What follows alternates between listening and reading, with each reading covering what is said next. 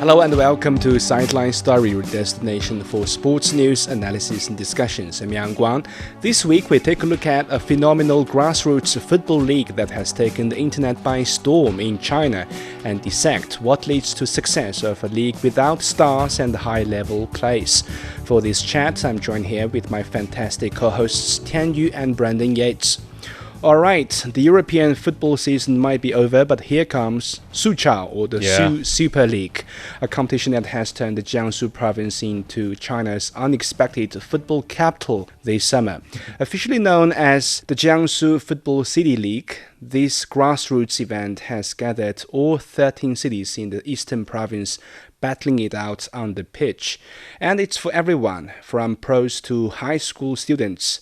The starting lineup is just as diverse as you can imagine. And how popular this event has got, the match venues are consistently packed with fans. For example, the match between Nanjing and Wuxi attracted over 15,000 fans to the stadium. Remember, we're talking about grassroots competition here. And parking was unavailable 1 hour before kickoff. The tickets for the match sold out quickly, leading sculptors to inflate the price 60 times compared to the original price. That was massive. So, Tian Yu, I don't know if you have caught up with the games yet, but what do you think makes the Su Super League, a community-driven grassroots competition in football, so popular in China? Well, yeah, when I first saw the headlines of the Su Super League, I actually thought it was about the Scottish Football League. Right. Because, you know, the Su in Chinese is the same character used in Sugerland, which means Scotland. But as I read on, I realized it was something even more exciting, which is a homegrown grassroots football league in Jiangsu province. And honestly, I was really thrilled to see this. This is exactly what Chinese football has been missing for years, which is a real football culture deeply rooted in everyday communities and a deeper grassroots talent pool. When we think about how the top leagues in Europe got started, I mean, the English Premier League didn't just fall from sky. Instead, it developed from, humble beginnings.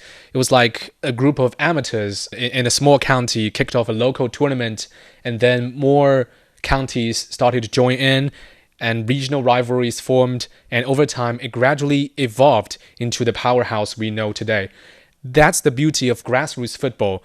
It grows naturally, and it's about the people who love the game showing up, not just to play, but more to represent their neighborhoods, their cities. And this is exactly the essence of the Su Super League.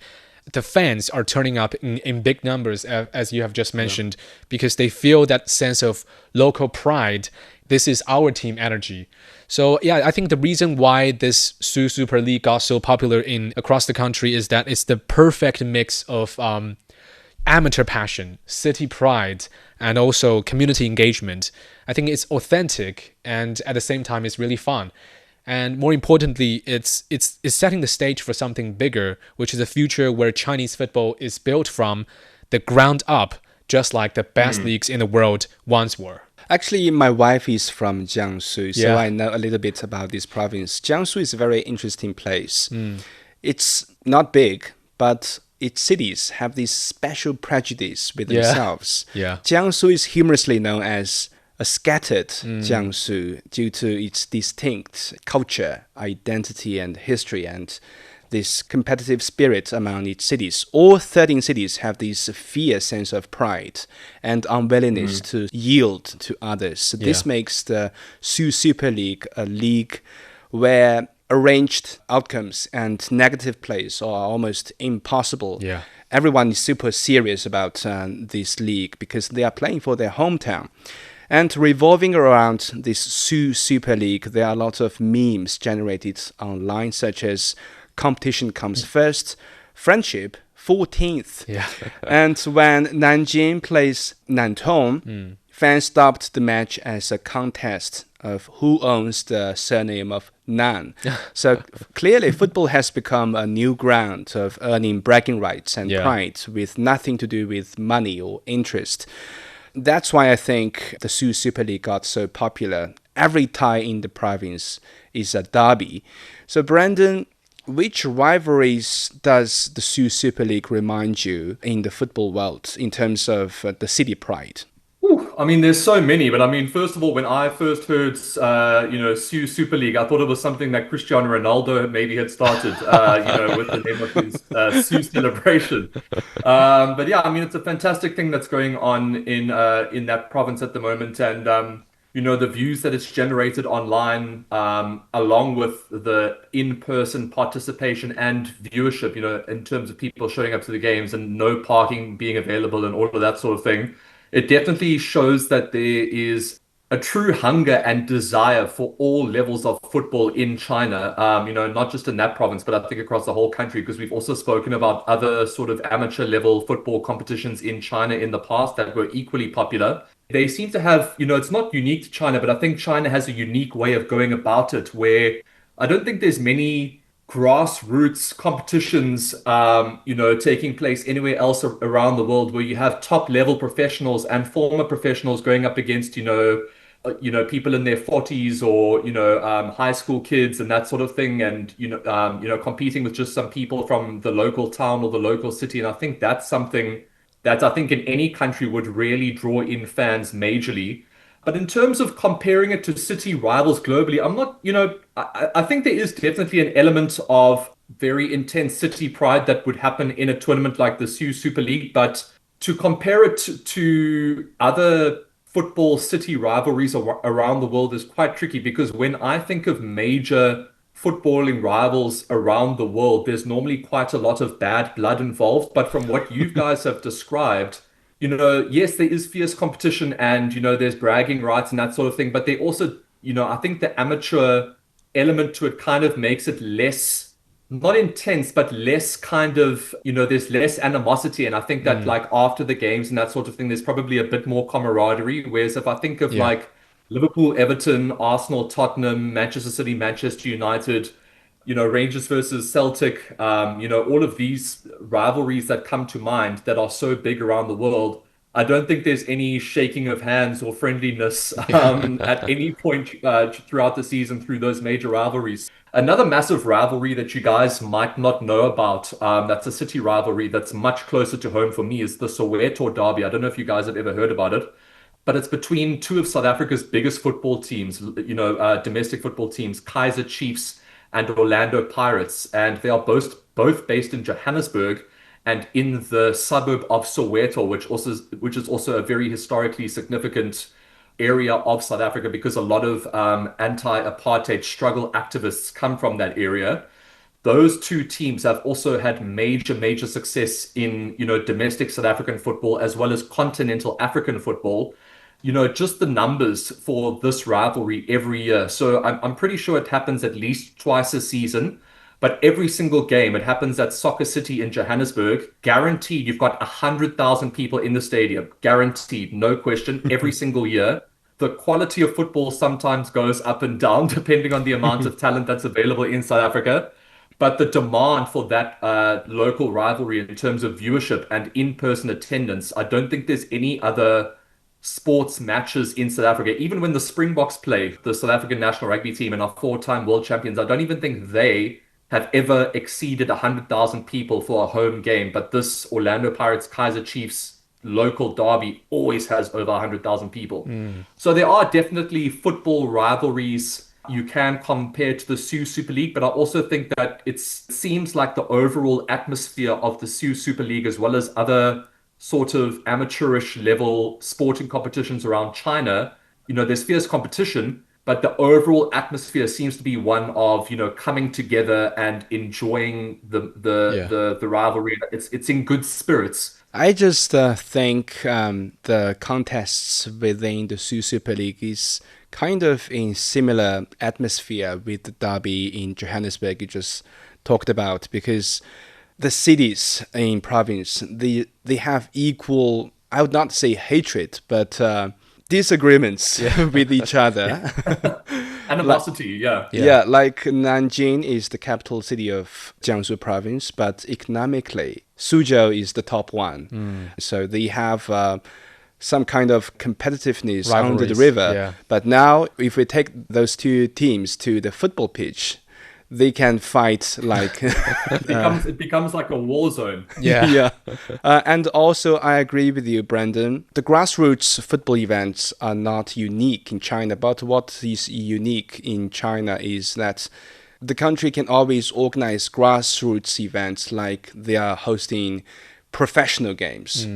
Infrastructure-wise, service-wise, so the scale of grassroots events, especially this time with the Su Super League, is just phenomenal. But Yang Guang, just one more thing. Also, it goes beyond just, the infrastructure and being able to organize the tournaments. What I also think is unique about China is the demand for these tournaments, because there's so many amateurish sort of competitions that are thought up of or competed in various countries around the world, but I don't think there's any other country in the world that can generate as much participation, online and television viewership and in-person viewership like these competitions in China. I mean, some of the stats are absolutely phenomenal. Like some of the viewerships online, I think I read an article somewhere that one of the competitions reached something like 900 million views or something like that. There's no other countries in the world that I can think of that can generate that sort of interest in amateur level competition. So I think that's really impressive. Right. The Su Super League got popular for a reason.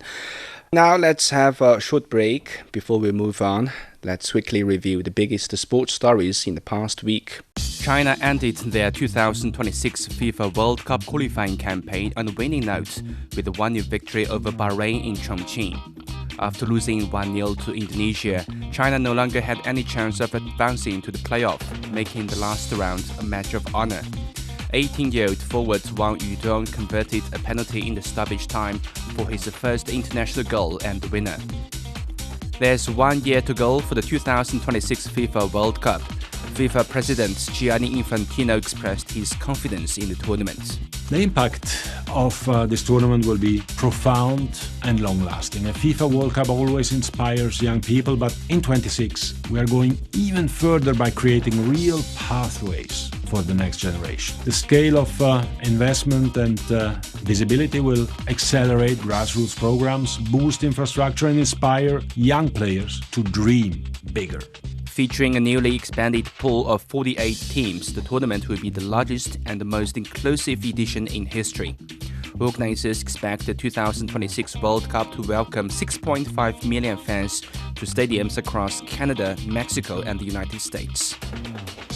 Cristiano Ronaldo scored and helped Portugal claim its second UEFA Nations League title.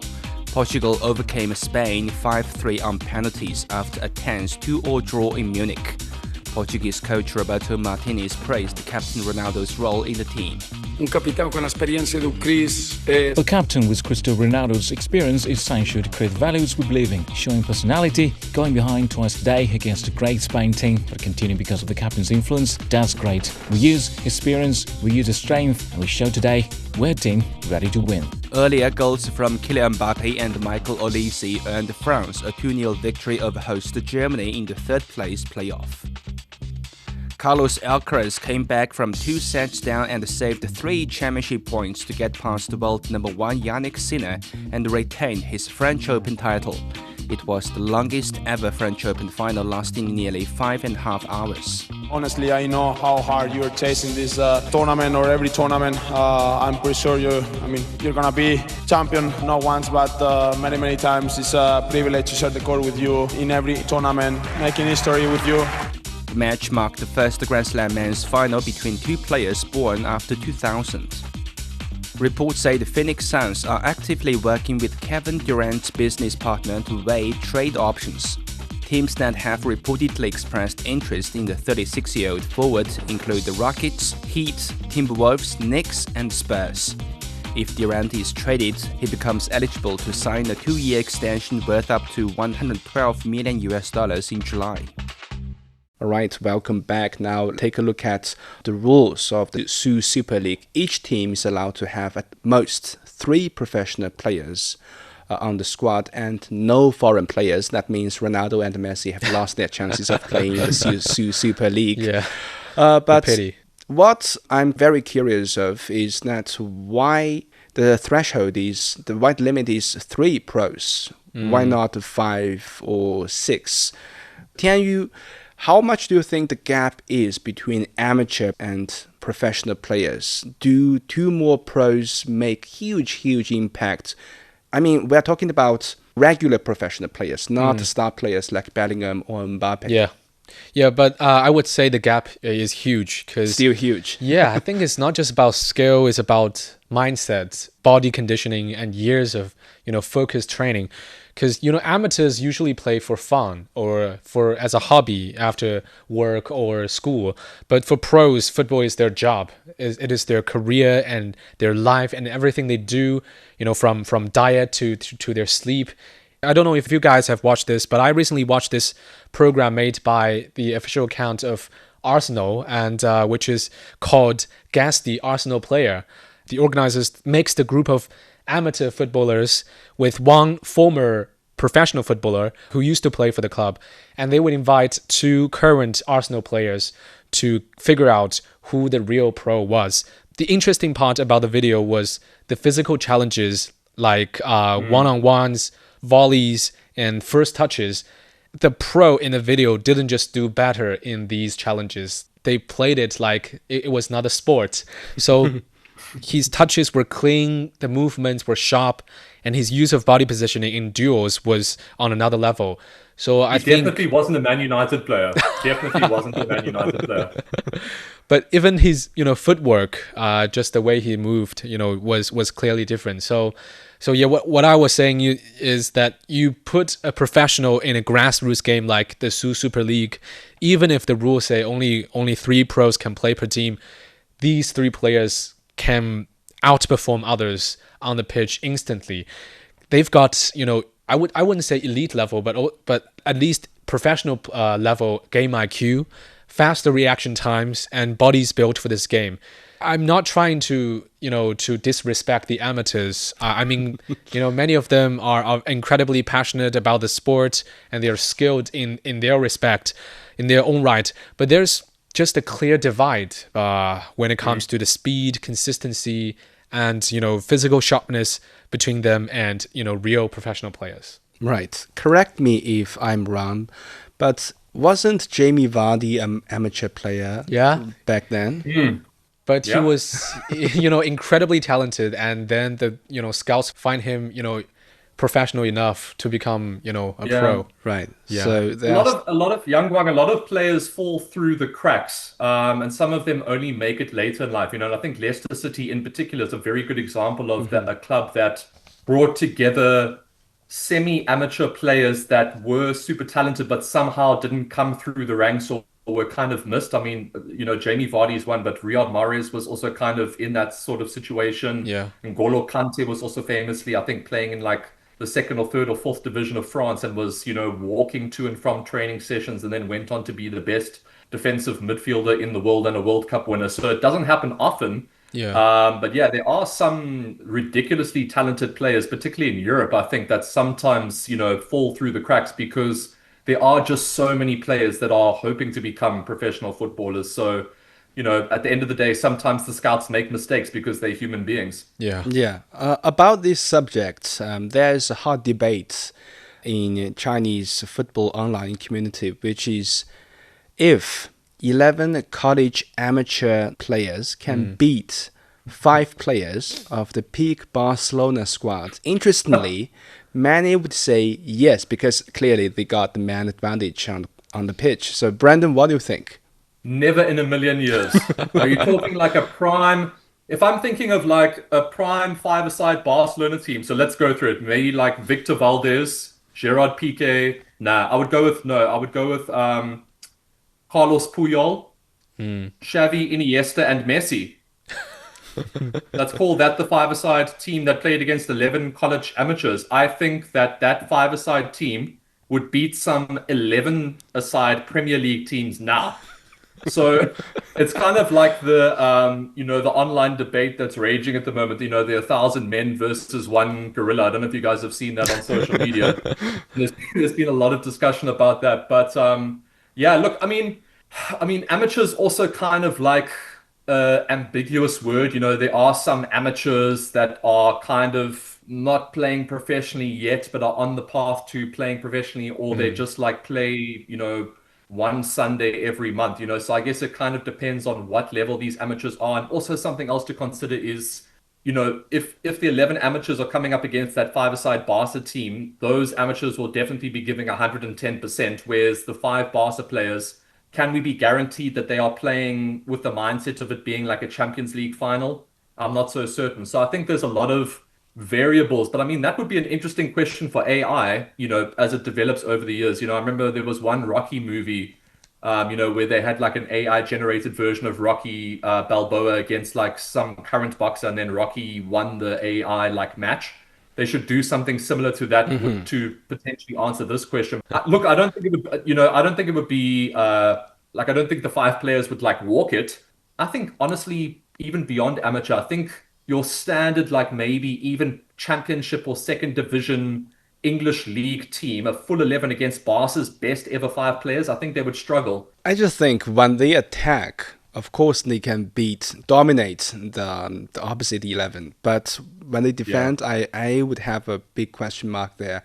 Can five people really guard 11 persons attack? I mean, the 11 players wouldn't get the ball okay, in the first place. That's a good point.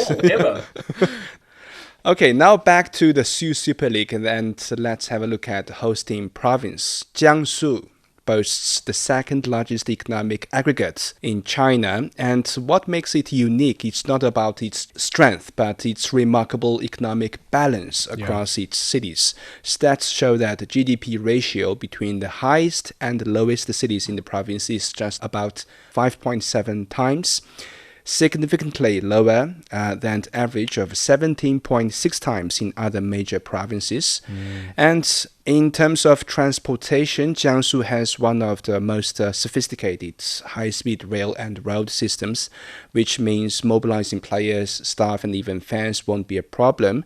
And in terms of infrastructure, every single city in Jiangsu province has its own Olympic center, which offers standardized professional football pitches for every hosting city.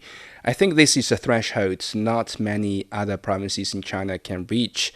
With all these factors combined, I just think the Sioux Super League is not a model that can be easily replicated in other parts of China. So Tianyu, why do you think Jiangsu in particular can pull it off to organize such an event? How much does it relate to the economic development level in the region? Yeah, I agree with you. I think economic power is definitely comes first. But I think also one of the key reasons Jiangsu can pull off something like, the Sioux Super League is because it's already has a strong football foundation.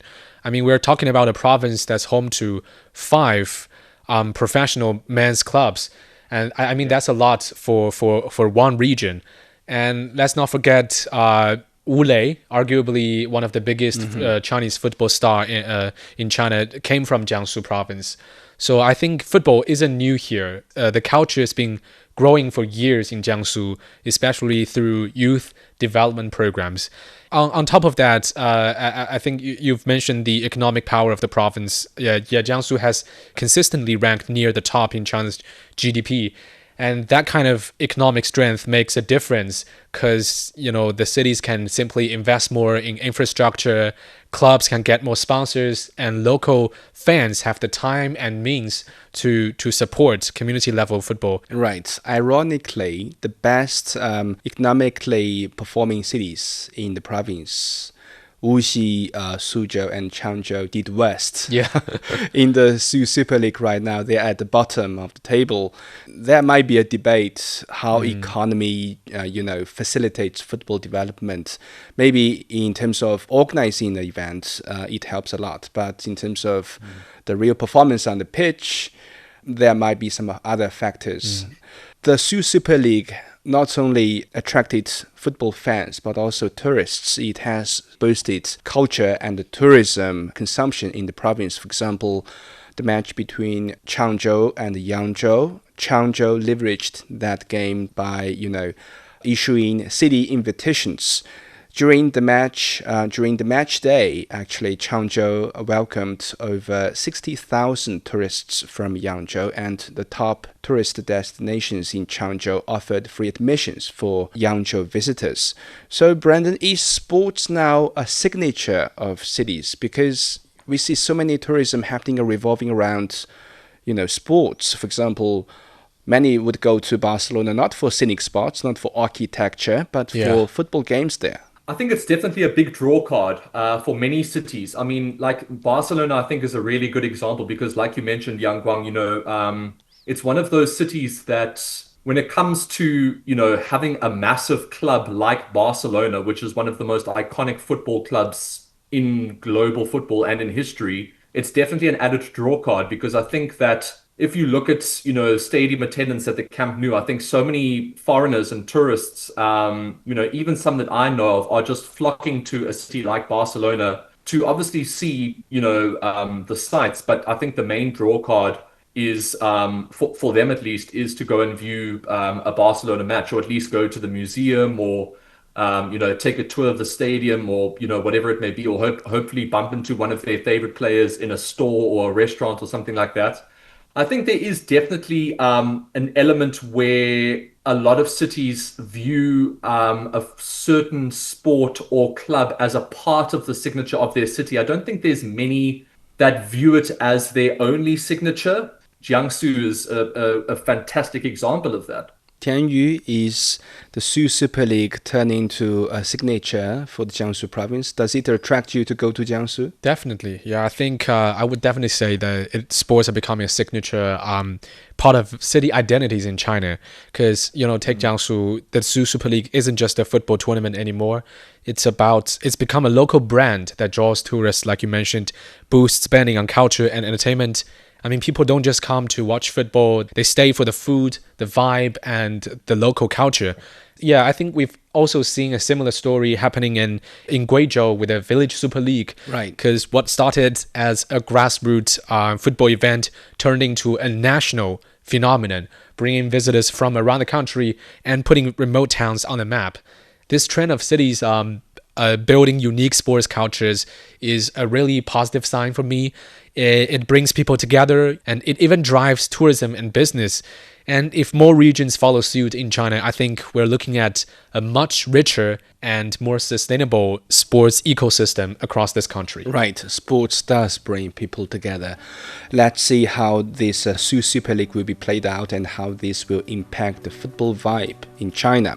With that, we end this episode of Sideline Story. Thank you so much for joining us.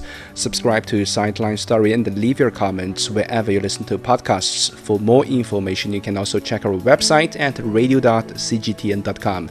Until next time, stay on the sidelines with us.